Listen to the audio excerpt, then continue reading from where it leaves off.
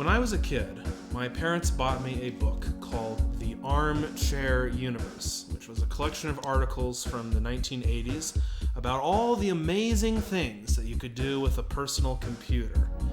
And one of the things that really stuck out to me in the book was the idea of fractals. And so today, I wanted to show you a project I made that involves fractals, Legos, and Jurassic Park. Now, if you've never heard of fractals before, essentially a fractal is a shape that is symmetrical across scale. So a small piece of it resembles the larger whole, and that pattern continues the farther down you go. Now today I want to talk about a very special kind of fractal called a dragon curve. Special in the sense that it can create these very complex and very beautiful patterns, but it's simple enough in its rules that you can draw one using only a pencil and some graph paper.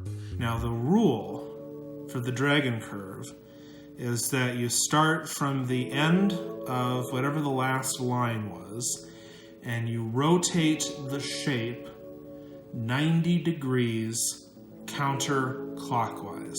Since we started with the line going down, here's the end of the line. So we're going to rotate it down 90 degrees counterclockwise. So this is our new shape. So here's the end. So we're going to rotate the shape up like that. And if we do one more iteration of that, what we come up with is, give ourselves some space here.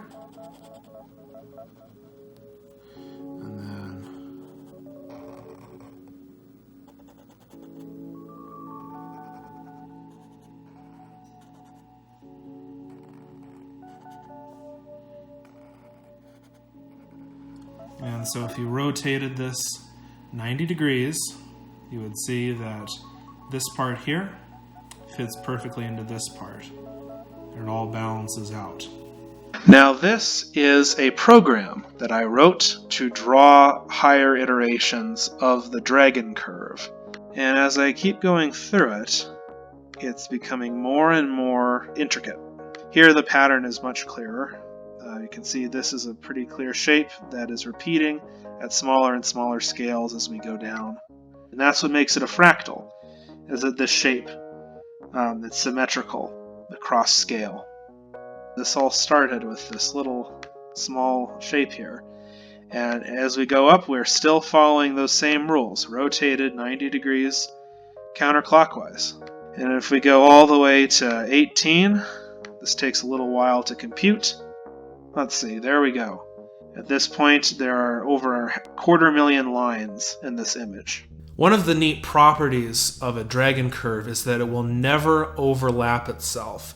In fact, if you have 4 dragon curves starting from the same point, each rotated 90 degrees, they will never touch each other. And what that means is that you can use a dragon curve to tile a surface.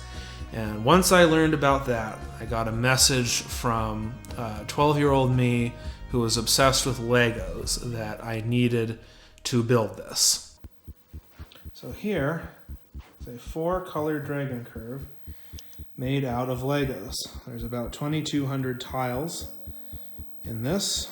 In order to make sure that the mosaic fit my coffee table, I had to know the dimensions of these 2x2 tiles, plus the length and the width of the coffee table, and I used those 2 numbers to set the line length in the canvas renderer, plus the width and height attributes of the canvas element.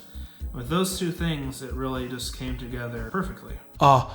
Excuse me, I thought there was supposed to be Jurassic Park in this video? In his 1990 bestseller, Jurassic Park, author Michael Crichton used dragon curves to illustrate different sections of the novel. As the shape becomes more and more complex, it serves as a powerful visual metaphor for the increasing complexity of the park and what main character Dr. Ian Malcolm sees as the inherent chaos within the idea of the park.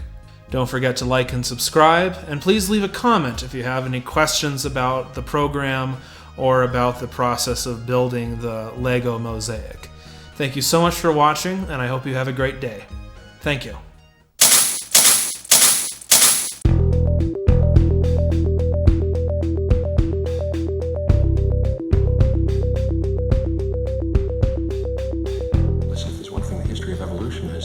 That life will not be contained. Life breaks free, it expands to new territories, and it crashes through barriers painfully, maybe dangerously, but life finds a way,